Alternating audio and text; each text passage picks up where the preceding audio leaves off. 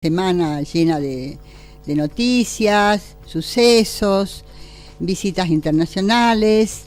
En fin, el tiempo parece que pasa ahora, no sé, bueno, las noticias le traen a uno la actualidad todos los días y eso se acumula, uno lo ve como una cuestión que se va sumando.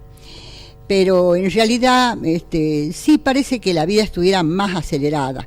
Bueno, estoy ahora en este momento con mi amigo Jorge Altamirano. Jorge, buen día, ¿cómo estás? Buenos días, María Elena. Bueno, encantado de estar acompañándola en este nuevo programa de que no queda en el tintero, lógicamente, para tratar de transmitir todas las cosas que realiza la Red Sol, que tiene que ver con las necesidades de toda la comunidad, y tratamos de, bueno, que todas estas cosas, todas las problemáticas lleguen a buen puerto. Exacto. Bueno, estamos esperando que concurra el doctor Gonzalo Guzmán Coraita, a quien le he pedido que viniera a esta audición porque quiero que nos explique respecto al tema de que ha iniciado una denuncia por la cuestión del programa ese Salta Verde o Ahora Verde, que creo que el intendente Isa puso en funcionamiento, puso en práctica el último periodo de su mandato.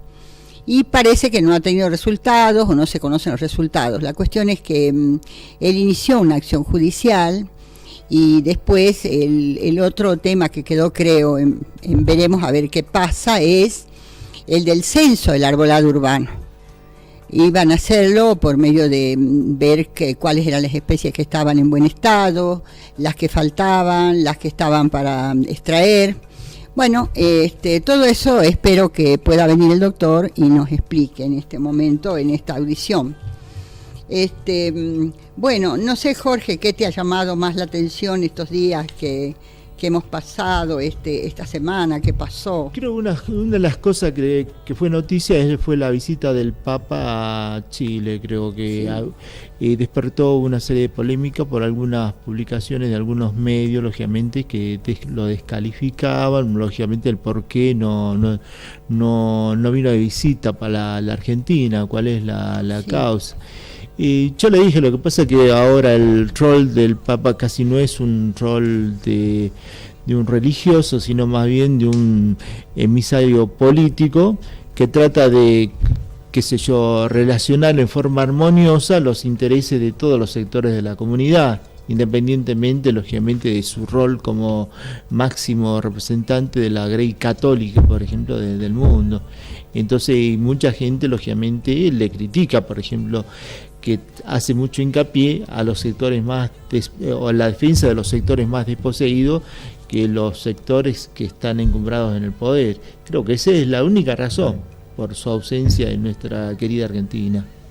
No sé, la verdad has dicho que trata de relacionar en forma armoniosa. Exacto, conciliar los intereses de los sectores más bajos, más necesitados, con los sectores más poderosos, lógicamente, de nuestra sociedad. La verdad que no sé cuál será la forma armoniosa que utiliza. Tendríamos que hablar mucho, Jorge, así que vamos a pasar por alto estas cuestiones, porque, bueno, cada uno tiene su forma de ver las cosas. De todos modos, es cierto que ha sido una visita accidentada. Muchos reclamos, la gente parece que no estaba muy motivada a ir, los que han ido han planteado cuestiones serias.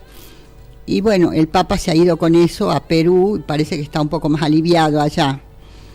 Y bueno, seguirá su derrotero el Papa. Lo que sí, yo no dejo de marcar que veo una diferencia entre lo que él dice y lo que él hace. Y como yo, a lo mejor hay otras personas que ven lo mismo.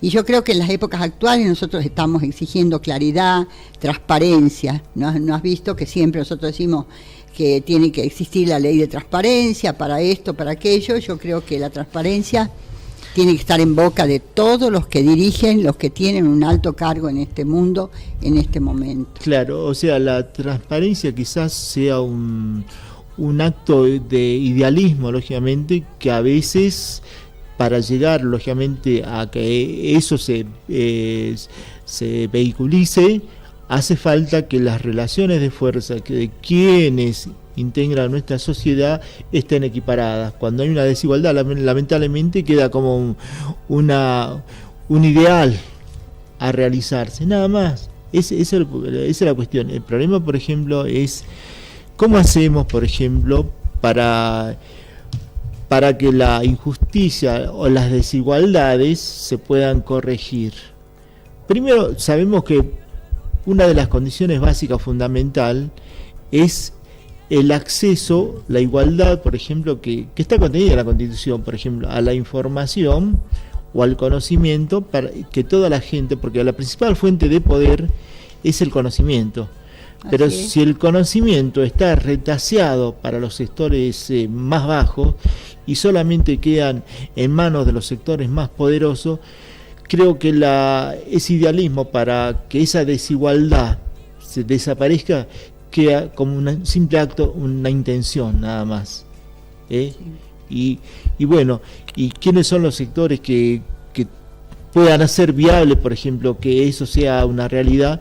Precisamente los sectores que están encumbrados en el poder, que la información, el conocimiento le permite ese acceso a todos estos sectores postergados. Bueno, le va a permitir lógicamente corregir esas diferencias que hay en las relaciones personales o interpersonales o intergrupales, por ejemplo, con las corporaciones que lógicamente monopolizan, por ejemplo, el desarrollo de la economía, el desarrollo de la producción.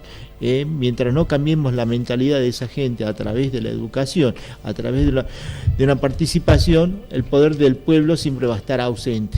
Va a estar presente el poder de la élite, el poder de las élites, el poder de las corporaciones, y el poder de la gente va a estar siempre ausente. Cuando decimos, por ejemplo, que todos estos actos de corrupción se vializan, lógicamente, por la falta de participación, o por la falta, por ejemplo, de quienes que tengan que controlar, por ejemplo, auditar el funcionamiento transparente en el manejo de los recursos públicos, no lo hacen, es precisamente porque el poder que está encargado no lo hace, como sería la justicia. La justicia es el otro poder, lógicamente, que tendría que equilibrar las relaciones entre todos los sectores para que todo esto sea transparente.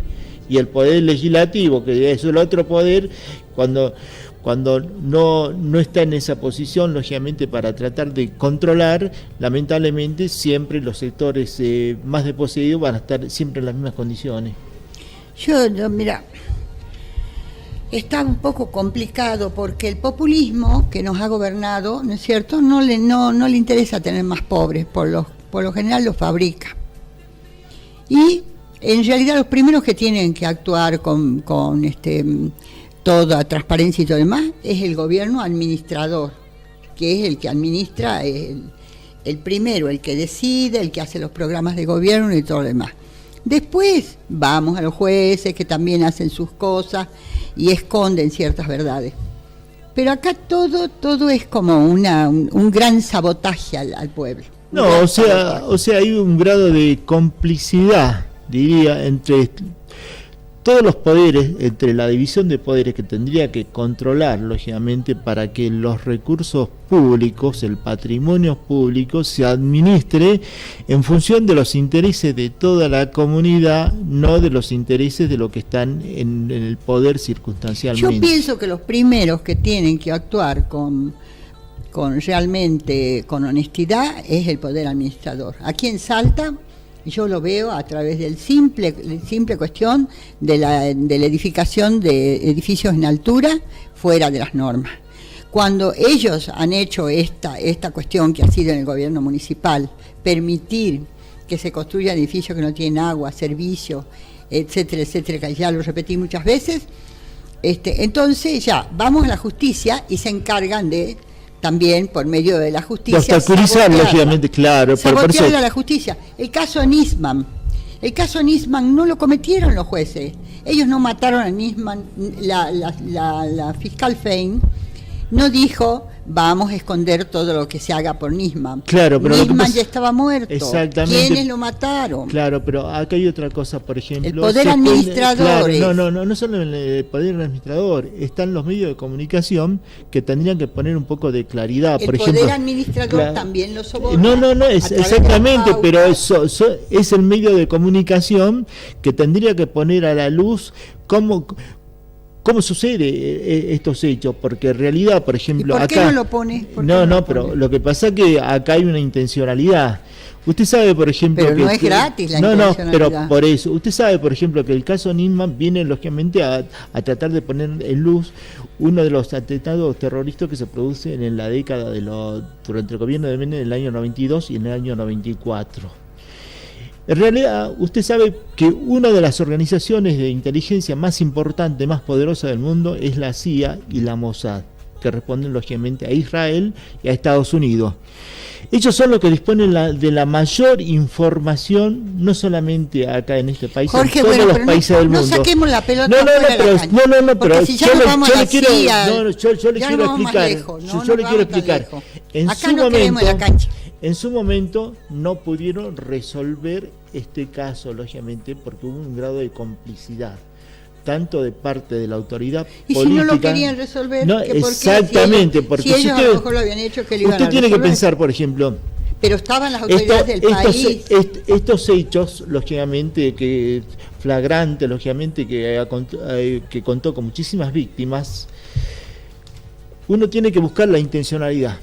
¿A quién beneficia o a quién perjudica?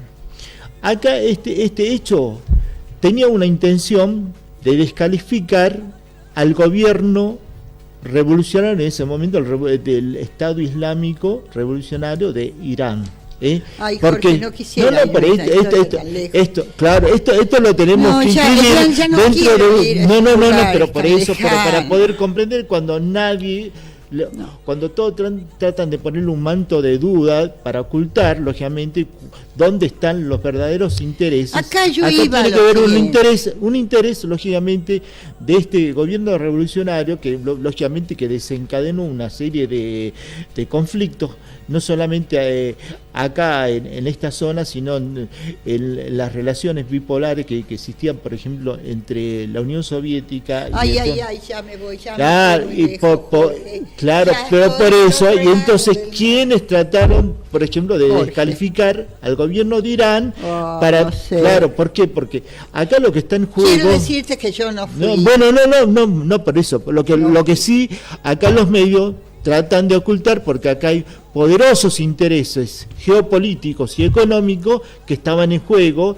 Entonces, uno de los objetivos era tratar de implicar al gobierno de Irán con una responsabilidad para tratar de descalificarlos públicamente ante el mundo, qué sé yo, con un gobierno de violencia, lógicamente, y de terrorismo. Y es por eso, por ejemplo, que estos atentados fue responsabilidad. Esto simplemente... Jorge, tiene que apelar, pero yo le explico. Permítame, que el tiempo se va y no podemos hablar de Irán. Exacto, o sea, estos atentados fueron responsabilidad de agencias de inteligencia. Bueno, no fueron perfecto. De grupos aislados, lógicamente, que se encargaron. Bueno, pero la muerte de Nisman, la muerte, o sea, si nos retrotraemos, por ejemplo, cuando lo designan a Nisman, por ejemplo, como fiscal de esta causa que no se había podido resolver, fue en el año 2003, 2004, ya cuando estaba Néstor Kirchner. Y hasta ese momento yo le tengo que recordar a todo el mundo las relaciones políticas de Argentina con Irán eran totalmente normales, porque no hubo elementos como para poder implicar al gobierno en esa relación. Pero ¿qué pasa? Que cuando llega Néstor Kirchner, gracias a la presión de la comunidad judía de Nueva York, le dicen, por ejemplo, que esta causa la tienen que reabrir, lógicamente, porque para mejorar las relaciones comerciales y políticas con nuestro país. Vamos a pasar a otra cosa. Pero yo lo único que yo les quiero, yo les quiero decir, estoy en una cuestión muy simple, que no puedo ofrecerle otra cosa, que es lo siguiente. Ustedes han visto acá, el que programa es el Estado administrador, y cuando tiene hecho todos los bollos de ganancias, líos y subterfugios que hacen para gobernar de esa manera, ya entran los jueces que miran, que no miran, que se tapan los ojos, que la justicia está aquí más allá. Es decir, que nosotros vamos por escalas, ¿no es cierto? Y terminamos en cuestiones que no se resuelven fácilmente. Eso es lo que yo quería decir. Porque, por ejemplo, el tema de los edificios, nosotros teníamos un amparo en el año 2009. 2009, claro. 2009. Se resolvió 5 años después, diciendo que no era la vía adecuada para resolver esa cuestión. Después que ya se habían construido todos los edificios, que se habían construido edificios sin agua, sin nada, sin planos aprobados. Entonces quiere decir que hay un interés en cuestiones que a nosotros nos afectan. Claro, ¿se acuerda usted, por ejemplo, cuando nosotros hicimos las denuncias y establecimos el modus operandi de este negocio que ya se había dado en la ciudad de Buenos Aires cuando el señor Carlos Grosso era intendente de la ciudad de Buenos Aires? La excepción, por ejemplo, al Código de Planeamiento Urbano vigente, y acá se había establecido el mismo mecanismo, y resulta cuando investigamos quién era el responsable del área de planificación, el ministro de Obras y Servicios Públicos, que en su momento estuvo en el gobierno de Carlos Grosso, y acá vino a aterrizar acá en Salta como el secretario de Planificación Urbana de la ciudad de Salta. Y él nos planificó con el mismo ciudad plan de negocio, que no fue un plan de desarrollo urbano integral, sino un plan de negocio. Un plan de negocios inmobiliario, lógicamente, pero que atentaba contra la seguridad ambiental y la seguridad jurídica, por ejemplo, de toda la comunidad. Esa era la cuestión. Sí. Y sigue atentando porque estamos construyendo sin planificación urbana. Y yendo a la cuestión práctica de los hechos, quiero comentarles algo. El otro día vi en un diario que decía que estas obras que se están haciendo en los corredores, estos de la Juramento y Casero, Juramento y España, que estaban, algunos habían tenido unos sucesos de derrumbes, algo así, y después que demoraban mucho porque dice que había pérdidas de agua y no se podía establecer las bocas donde estaban, algo quiero explicarles lo más aproximado a lo que yo entendí, que como había pérdidas de agua y no estaban establecidos las bocas o los lugares de donde se proveía el agua para esa zona. Eso viene a ser producto de lo mismo, de la falta de planificación urbana. Y no sé si les relaté el otro día que un edificio en altura, en pleno centro acá, se produjo una fuga de gas natural. Y entraron los ingenieros a pedir permiso en los distintos pisos, creo que tiene 10 o 12 pisos. Entraron a pedir permiso para empezar a cavar las paredes, ¿no es cierto?, y ver dónde estaba la fuga. Cuando los vecinos pidieron que les digan con qué planos estaban entrando, los ingenieros dijeron que no había planos del edificio. Así que no tienen lugares de donde ese servicio de agua, servicio de gas, etcétera, etcétera,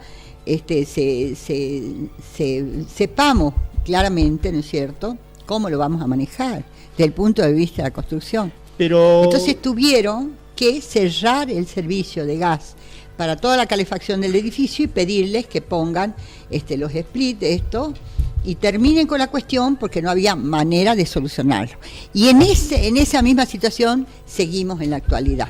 ¿Se acuerda usted cuando nosotros pedimos los informes de Agua de Salta sobre el estado de la estructura de servicios, por ejemplo, sanitario para Salta, que nos contestaron? Cuando nosotros hicimos el pedido de informe, nos tardó casi un año para llegarnos, lo que pasa que toda la estructura estaba ya colapsada. Primero porque ya en el área del microcentro tenía casi un siglo todo el sistema, por ejemplo, de cloacas. Ahora ya tiene más de un siglo. Claro, un poco más de un siglo. Sí. Y aparte, por ejemplo, todo el sistema, por ejemplo, de agua corriente estuvo planificado, por ejemplo, con el consenso de los vecinos en su momento, cuando recién se estaban haciendo, por ejemplo, los pozos con los tanques de agua para cada barrio, estaba dimensionado, lógicamente, para unidades de vivienda para cada catastro, que eran los terrenos, nada más, no para unidades, por ejemplo, en propiedad horizontal. Claro. Usted sabe que la dimensión de los tubos, lógicamente, para conducir, estaba solamente para una densidad de población que no respondía, por ejemplo... De 300.000 habitantes. Exactamente. Lo máximo. Exactamente. Ahora la ciudad tiene 1 millón y tanto. Y usted, para llegar, por ejemplo, a distribuir eso, lógicamente, o sea, la sección de los tubos no alcanza. Entonces, la única forma que para darle, tiene que darle más presión, y aparte, casi la gran mayoría tienen 50 años, y todos son los tubos, por ejemplo, son prácticamente que ya están en periodo de obsolescencia, ya sí, el periodo de vida casi de 50 años. Está comprobado, eso lo dice el informe. Y entonces ya ese sistema ya no dura más. Entonces, y encima, lógicamente, ampliar la densidad de la construcción, por ejemplo, para una mayor cantidad de habitantes, ya es insoportable. Insoportable, es verdad. Exactamente. Sí, bueno, ahora el tema es que acá se reconoce, ¿no es cierto?, que no lo van a decir.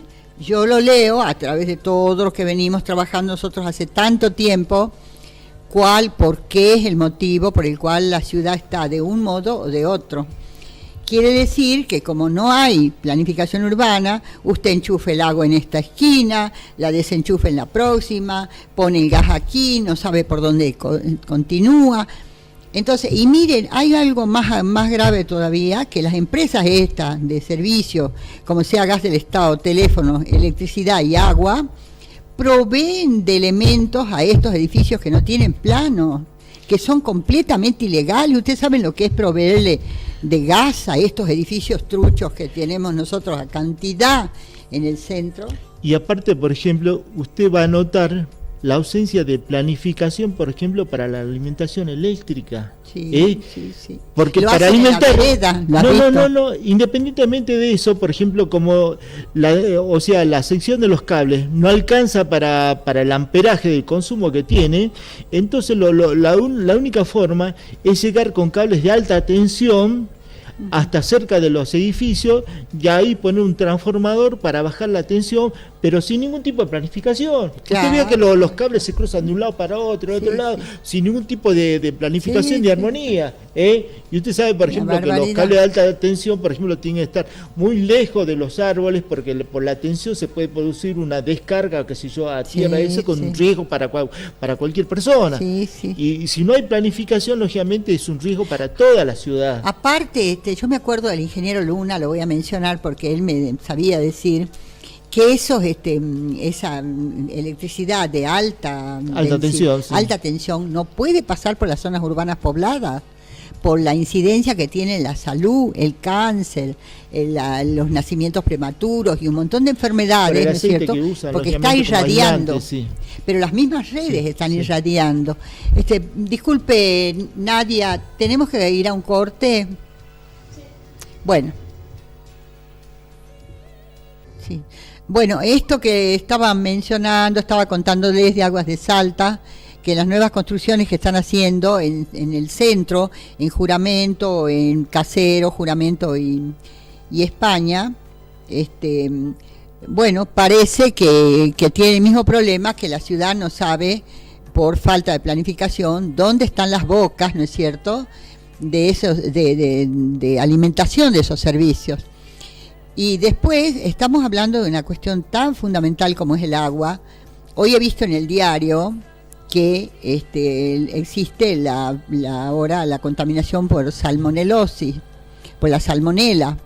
Y yo creo que es una enfermedad que se transmite por el agua. Y al respecto de esto quiero decirles, porque estamos hablando del agua, estamos hablando de la provisión de servicios esenciales a la ciudad, qué es lo que se puede hacer. En la esquina de Dianfunes y Leguizamón existe, en el estudio, voy a retrotraerme, en el estudio que hablaba Jorge Altamirano, que Aguas de Salta elevó a un juez civil diciendo el estado en que se encontraban las redes de agua y de cloacas en la ciudad, contó todo esto, que eran antiquísimas, que no resistían el mayor esfuerzo, ¿no es cierto?, para la provisión de más servicios, que estaban a contrapendiente, que tenían una saturación total.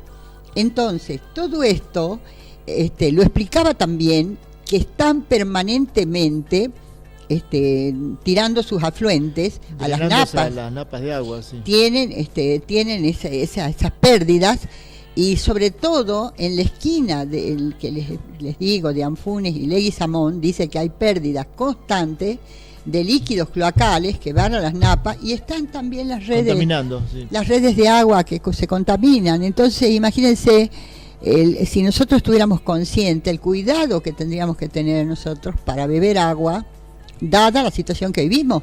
Y cada día se hacen más edificios, cada día la gente quiere cuidar sus ahorros y ponerlos en ladrillos. Y ustedes han visto el lavado de dinero, ¿qué significa? Poner la platita en ladrillos. Y ahora vamos a hacer un salto y nos vamos a ir al señor que está en Uruguay, ¿no es cierto? Al gremialista. Dígame, Jorge, ¿cómo es posible que un gobierno como el uruguayo, que dice que es tan exigente con todo, que les exige esto para los depósitos y todo, ¿cómo es posible que una persona como la mujer de este gremialista, que tenía su avión privado, iba con sus guardaespaldas, ¿no es cierto? Se manejaba así. Viajaba, creo que por días, y hacía un viaje, ida y vuelta a Buenos Aires, donde quisiera. Y el gobierno no sabía nada de esta riqueza. Le sacan de algún lugar 7 millones de dólares, que efectivamente no los puede haber podido ubicar, ni meter en el mercado de lavado de dinero, por eso los tenía escondidos, ¿no es cierto? Y en el gobierno nadie sabía nada, no llamaba la atención. Yo la verdad que no entiendo en qué tipo de complicidades nos encontramos, pero es sumamente llamativo todo lo que está pasando. Y estos señores son los que ponen la platita en estas edificaciones. Usted haga lo que pueda, meta los ladrillos ahí, con ingeniero, sin ingeniero, pague coimas a los ingenieros, pague coimas a Agua de Salta, a quien sea, pero usted construya, porque su platita está ahí segura. Entonces, acá vemos. Y el lavado de dinero, ¿qué es lo que significa? Esconde el terrorismo, esconde la compra de armas, esconde el robo al Estado, esconde la trata, esconde el narcotráfico. Fíjense, por eso lo persiguen los gobiernos, pero que lo persigan en serio, no de esta manera. Y por eso se destruyen las ciudades, porque a nadie le importa respetar absolutamente ningún código de planeamiento, porque ustedes no escuchan hablar, bueno, vamos a ver cómo es el código de planeamiento, lo vamos a llevar en ninguna parte, porque está entrando la plata del lavado. Y acá en Salto ustedes caminen media cuadra y se encuentran con un edificio que se está levantando, ¿no es cierto?, que perjudica la provisión de agua. Vemos, tengo infinidad de recortes de diarios que los vecinos de tal villa, de tal barrio, piden agua que no tienen. Claro, el problema, por ejemplo, es que no sabemos el origen de esas inversiones, porque Salta no es una provincia, qué sé yo, de un grado de desarrollo industrial que puede generar muchísimos recursos, ni desarrollo agrícola, ganadero. O sea, lo nuestro es un poco de turismo nada más, y después lo otro son los minerales, qué sé yo, que podemos tener en nuestro patrimonio. Que tampoco sabemos exacto, y no sabemos quién controla, por ejemplo, todo. Quién los extrae, exacto, quién los venden, ni qué es lo que dejan a cambio, ni qué oro se saca de la provincia, no lo sabemos. Exactamente, y por ejemplo, para saber, por ejemplo, que esas riquezas, por ejemplo, qué está generando, qué nivel de empleo está generando y qué actividades está generando. Y entonces, cuando vemos que estas inversiones dudosas y los organismos de control hacen la vista gorda, y bueno, estamos destruyendo la ciudad, lógicamente, para una inversión inmobiliaria, especulación inmobiliaria, lógicamente, que afecta, lógicamente, o sea, los intereses jurídicos y los intereses ambientales de toda la comunidad. ¿Y sabe cómo se está destruyendo la ciudad en realidad? Con construcciones que no responden a nada sustentable. Porque el día de mañana, ustedes han visto el tránsito, el estacionamiento se congestiona, las calles empiezan a sufrir toda esta cantidad automóviles. Entonces la vida se hace caótica en la ciudad y se hacen caóticos también la provisión de servicios. Entonces todo esto a nosotros nos va afectando, ¿no es cierto?, en vista de un negocio que, como decimos acá, no nos beneficia a nosotros. Es un negocio especulativo que destruye las ciudades. ¿Y por qué las destruye? Aparte de construir lo que no se debe hacer y en la forma inadecuada, ¿no es cierto?, porque no tiene planificación, también tiene el problema de que conflictúa la ciudad.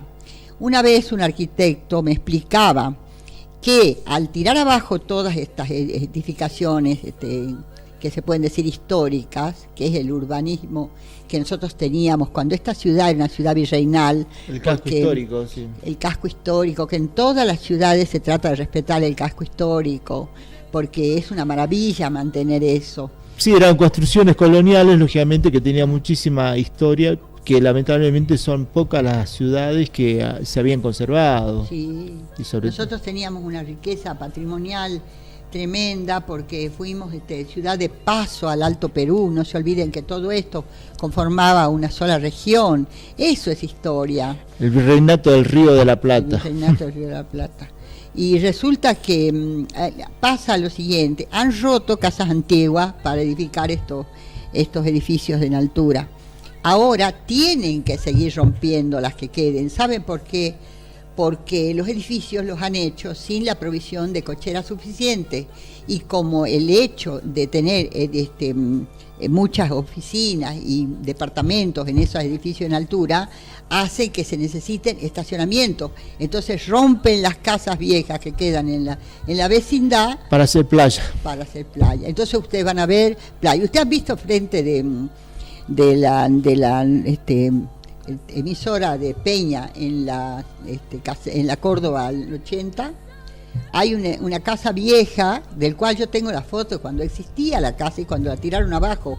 Vino una arquitecta y decidió tirarla abajo cuando estaba protegida por la oficina esta de protección de los inmuebles antiguos, y la desmanteló. ¿Por qué? Para hacer un estacionamiento en un lugar, en una cuadra que es un corredor re histórico, porque no se olviden que ahí está nada menos que el convento. El convento de San Francisco.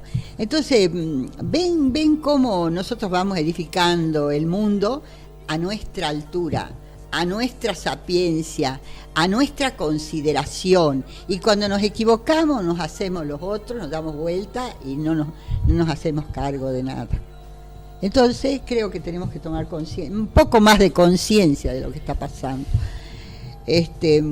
Jorge, yo quería hacer un comentario sobre el tema de la regulación que es necesaria, ya pasando a otro tema. La regulación que es necesaria de todo lo que sea los oficios estos que se desarrollan en forma circunstancial en los hogares, por ejemplo, plomeros, albañiles, ebanistas, vidrieros, todo esto. Es necesario que todas esas personas se haga una ley de reglamentación de esas actividades para que nosotros, yo por ejemplo necesito en mi casa una persona que me haga un piso, que me ponga una... Claro, pero ¿sabes lo que pasa? El peligro de esto, por ejemplo, esto lleva, por ejemplo, estas actividades independientes, al usted pedir la colegiación, por ejemplo, hace que después todas estas actividades la tenga que realizar una o dos empresas que van a monopolizar, porque dicen, no, yo no puedo colegiarme, porque es un trabajo independiente, entonces tiene que pedir a, qué sé yo, para realizar el trabajo a tal empresa, y sí, es la responsable. Y sabe que eso que podía hacer una changuita y no tengo la cantidad de trabajo como para poder, qué sé yo, pagar, qué sé yo, a un colegio la matrícula, y terminamos así. O sea que pequeños grupos se encarguen, monopolicen todas las actividades. Lamentablemente yo creo que no es así, les voy a explicar, pero sí, Nadia, así. Quería pedirle si tiene alguna página musical para que nos pase, por favor. Bueno, lo que quería decir era que en Salta, yo no sé, habrá muchas personas que me dan la razón, otros que no, que se necesita reglamentar por una ley todo lo que es el trabajo ocasional que se desarrollan personas que trabajan por su cuenta, que van a los domicilios a hacer planchado, lavado, cambio de mosaicos, de cerámicos, techos, etcétera, etcétera. Todo. ¿Por qué? Porque a mi gusto y paladar, lo que yo he visto, ¿no es cierto?, necesitaríamos que haya un registro de esas personas por rubros. Nosotros podamos elegir. En ese registro se clasifique, cada uno se inscriba con lo que sabe hacer. A lo mejor tiene una sola oficio a su cargo, a lo mejor tiene 2 o 3. Se inscribe en los que él sabe hacer. Si ha sido, se ha obtenido su título en una escuela o en algún lugar, o con algún maestro, con una persona que todos sabemos o se puede confirmar que es una persona que sabía transmitir ese oficio, bueno, tiene su puntaje y lo pone ahí para que todos lo sepan y lo puedan ir llamando. ¿Qué significa? Que esas personas tienen que estar anotadas en la FIC como cuenta propista. Esto a muchos no les va a gustar, pero miren, estamos pagando muchísimo dinero a gente que se presenta en nuestras casas sin ninguna, a veces, sin ninguna capacidad, ¿no es cierto? ¿Y qué es lo que pasa? Se sientan al frente, señora, ya he terminado el trabajo, me voy, bueno, acá tiene un recibito, firme el recibito. Lo más que podemos hacer es pedirle su DNI, sacarle una fotocopia y mantenerlo con nosotros y hacer nosotros un contrato, porque tampoco se puede hacer de cualquier manera, pero ellos tendrían que dar un recibo en forma. Y ese recibo que tienen que dar en forma es la inscripción como cuenta propista. Claro, porque si no, nosotros tenemos alma que nos ayude en esta tarea. Miren, a mí me ha pasado algo. Puse en un patio un cerámico. Resulta que en la salida, ya en la parte en que el patio recibe el agua de lluvia cuando llueve, el señor no le hizo el declive correspondiente, lo hizo plano. Entonces cuando empieza a llover, son las 3 de la mañana, y el agua, como se va por donde se tiene que ir, el agua se mete, no, ojalá que se estacionara, se mete dentro del ámbito que está cerrado, ¿no es cierto? Porque lógico, el agua tiene su declive, y el terreno tiene su declive por donde va el agua. Bueno, entonces yo, a la noche, a las 3 de la mañana, a las 4 de la mañana, es posible que me tenga que levantar con el argán a correr esto, que yo le he pagado al señor, no sé, no me acuerdo, pero es bastante dinero, y se lo pago así porque las mujeres somos de esas que antes que nos estén pidiendo, bueno, cómo no, yo por lo menos, a pagar. ¿Qué pasa ahora? Yo tengo que desarmar eso, un gran trecho, son como 7 metros cuadrados, que tengo que darle el declive adecuado, tengo que hacer lo suficiente para no inundarme. Está recién terminada la obra, está recién pintado todo y ahora tengo que empezar yo de nuevo. El señor, cuando yo le he reclamado algo, no ha vuelto. Él tiene su trabajo, él vive de eso, de hacer cosas que no sabe, no se prepara, ¿no es cierto? Y nosotros sufrimos las consecuencias. Y esto tiene que ver el Estado. Yo he ido muchas veces al ministro de Trabajo, a Costello, a verlo. Quería hablar por el tema de reglamentación, el trabajo casual en los domicilios. Que no está, que se ha ido de vacaciones, que ya vuelve, que no me puede escuchar. Ha pasado como 3 años, creo. Estamos en lo mismo, pero eso hace falta aquí. Lo que pasa es que acá no se tratan las cuestiones de fondo que afectan o que mejoran la vida de las personas, pero no lo necesitamos. Aparte, todas estas escuelas que salen de artes y oficios, que deben tener su listado de alumnos, pueden promocionarse, ¿no es cierto?, en sus rubros, ofrecer su servicio y hacer ver los trabajos que hacen. ¿Para qué? Para que nosotros vamos eligiendo los mejores. ¿Y qué va a pasar? Que el que no sepa se va a poner más a tiro para aprender mejor y producir mejores trabajos y ofrecer más diversidad, y eso va a favorecer. Es un inmenso mundo de trabajadores que hay que no está reglamentado. Entonces, yo creo que lo primero que una de las primeras cosas que tenemos que hacer es ocuparnos de eso. yo lo voy a hacer, Jorge, porque quiero presentarme ya sea en la Cámara de Diputados para que hagan una ley al respecto, y sobre todo que cuando uno pague algo, una persona te dé un recibo oficial y no se vaya a su casa como aquí no pasó nada, y si algo le va mal, le va a usted, no a mí. Bueno, para que eso ocurra, por ejemplo, cada uno de estos trabajadores cuentapropistas tienen que tener un registro en el monotributo, porque para que le den, por ejemplo, un talonario de recibos para que ellos te puedan emitir una factura, si no, no lo pueden hacer. Claro. Eso desde el punto de vista económico.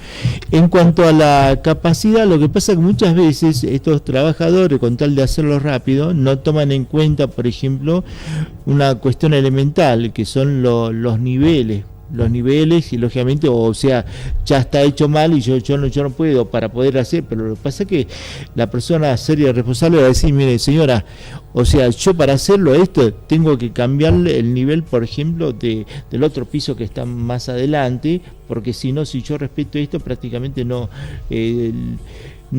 puedo corregir el desnivel que tiene. No, claro. Esto termina en un parque, en un jardín, así que no hay problema de bajar el nivel. Bueno, por eso, no claro, lo que pasa es que seguro... Lo que pasa es que es un neófito, no sabe... No, o no hubo nadie que lo controle, lo que pasa es que a veces por hacer fácil, porque si usted le dice, mira, usted, mire que el agua tiene que drenar hacia el jardín. Pero es decir que yo tengo que explicarle a él. Yo creía que él me iba a explicar a mí. No, pero lo que pasa, ¿sabe lo que pasa? Que todo el mundo es así, trata de hacerle lo más rápido posible. Cuando usted ve, y mira, no tiene un desnivel, sí, pero... bueno, entonces claro, mire, yo le voy a decir. Por eso, eso es lo importante, por ejemplo, a la hora, por ejemplo, de tomar a alguien para hacer un trabajo, tener algún tipo de referencia.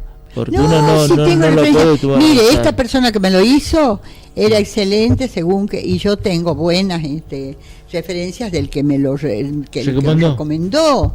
Es una excelente persona, pero de ahí a que yo le tenga que decir, señor, ¿ha visto los niveles? Miren, cada metro usted tiene que bajar tanto el nivel, no se olvide, eso. Claro, pero por eso, por ejemplo, hay trabajo, por ejemplo, que están con la dirección de algún arquitecto, de un maestro mayor de obra, que lo está controlando, porque dice, bueno, yo le cobro tanto, y lógicamente cuando usted va y no se fija, por ejemplo... Entonces no sabe hacer pisos, pues... No, sabe, lo que pasa es que con tal de hacerlo rápido, no toma las precauciones. Pero eso tampoco ha sido rápido, no vas a creer que ha sido, ya ves, claro, ya está... ¿Por qué? No, Jorge, no, ¿sabes qué pasa? La picardía criolla, empieza y termina ahí. Claro. Y ¿sabes qué? El que se perjudica es uno. Claro. Pero por eso, cuando usted toma a alguien responsable, que tiene una referencia... Responsable, tendría que preguntarle a la esposa. Yo la tendría que llamar a la esposa y decirle, señora, yo quiero hablar con usted. Mire, lo voy a hacer, A mí me ha pasado más de una vez que tengo que hablar con las esposas. Decirle, señora, mire, me pasó esto. Yo lo contraté a su esposo y mire lo que me pasa. Venga, pase. Echamos un balde de agua y resulta que el agua, en lugar de salir al patio, se mete a mi dormitorio. Miren cómo estamos. Entonces las esposas, que a veces son bien de armas llevar, ponen las cosas en su sitio. Yo creo que una de las medidas, hasta que no tengamos nosotros estos señores que se inscriban en la AFIP y demás, ¿saben para qué? Porque una vez que usted tiene un recibo en forma, usted va al consumidor y le dice, señores, yo he contratado esta obra, mire todos los recibos que tengo, y este señor, en lugar de hacerme como correspondía una cosa tan esencial como es un nivel de piso, me lo ha desencadenado bajo de mi cama. Entonces yo paso terribles noches con una laguna ahí en mi dormitorio, por eso es que a veces estoy yo con cara de fatigada. Bueno, lamentablemente esto pasa con muchísimas actividades, por ejemplo, que personas que trabajan por su cuenta propia y a veces no tienen la idoneidad o la capacidad, lógicamente, como para poder hacer un trabajo responsable, y cuando no tienen referencia, lógicamente uno... Esto pasa con el mecánico, pasa con el pintor, pasa con los chapistas, cuando son improvisados. Cuando ven una mujer sola, pasen, las mejores referencias son una maravilla, pero te descuidaste y te clavaron el puñal. Bueno, hablando de las esposas que tienen que intervenir en estas cosas, yo les quiero decir a a las esposas de los taxistas, estos que andan con la rejilla esa colgando del ¿cómo se llama? Del espejo. Uno he visto que ha puesto esa rejilla sucia ahí como bandera, como toldo, ¿no? Como toldo que le tape el sol, ¿no? Mire, señora, revísele el auto a su esposo si es taxista. Sí, remisero no creo, porque los remiseros se cuidan, tienen otro nivel. Pero el taxista, revise el auto, señora. No lo deje salir con esa... Por lo menos lávele la rejilla. Póngala a desgrasar. Blanquéela, pero no lo largue a la calle hacia su esposo. Aparte, cuando vayan esos taxistas que están en la terminal de ómnibus, que son la entrada de la ciudad, dígale que no se ponga playera, short y remera así descotada para ir a recibir los turistas, que se ponga como la gente, porque yo sé que los esposos escuchan bien lo que dicen sus señoras, así que esta es una colaboración al público que les pido. Pero tengo razón, Jorge. Sí, lo que pasa es que muchas veces, por ejemplo, cuando forman parte, por ejemplo, los taxis de alguna empresa, ya tienen ya una vestimenta, un uniforme, lógicamente, que hace, lógicamente, que... Jorge, ¿me va a decir ahora qué hora tienen el uniforme de andar en chinelas y con la remera, con la cosa esa sucia ahí colgando? No, pero por eso... Ese es... Ay, Jorge. Sí, teléfono. Por favor, diga. Jorge dice que se acerca al micrófono. Bueno, entonces nosotros lo que estamos en esto es una acción para ver si... Pero yo veo que Jorge a veces no ¿cómo le decís? No me apoya. No, el otro día que yo estaba hablando de los muchachos peronistas, me ha puesto unas frases de Epicuro y me mandó a mi casa y yo una semana pensando en las frases de Epicuro. Y hasta ahora no puedo descifrar qué es lo que tienen que ver los muchachos peronistas con Epicuro. No, lo que pasa que, o sea, no hablamos de política porque es un problema bastante complejo, bastante denso, pero lo que sí tenemos que hablar, por ejemplo, de los comportamientos, o sea, tanto a nivel personal o a nivel colectivo. Esto es lo que, lamentablemente, la política está sometida a lo que los psicólogos dirían la psicología de las masas, y cómo, por ejemplo, se puede cambiar, se puede modificar a través de los estímulos externos. ¿Y de dónde vienen los estímulos externos? Primero de las tradiciones, de las costumbres, y por último de los medios de comunicación. Y del deseo de cambiar de cada uno, Jorge. Pero son los si yo me arremango y digo voy a arreglar esto, son los medios también, pero son los medios de comunicación lo que instalan los comportamientos, las modas. Usted cuando le repiten permanentemente algo, y entonces eso es lo que le queda grabado en el inconsciente y actúa en forma de esa manera. Y entonces todo esto son los medios de comunicación. Yo los había hecho culpables a los arquitectos la vez anterior, pero ahora veo que también los medios también tiene un poder casi decisivo en el comportamiento de la gente, sobre todo la masa. No a nivel individual, porque por ahí alguien, qué sé yo, que tiene un nivel de cultura intelectual que prácticamente estos reflejos le resbala, claro. Pero el común de la gente no. Entonces asimila, lo somatiza y a través de estos estímulos y le cambia el comportamiento. Estos comportamientos que se masifican siempre, sí. Porque se repiten permanentemente y que se transforman en modas.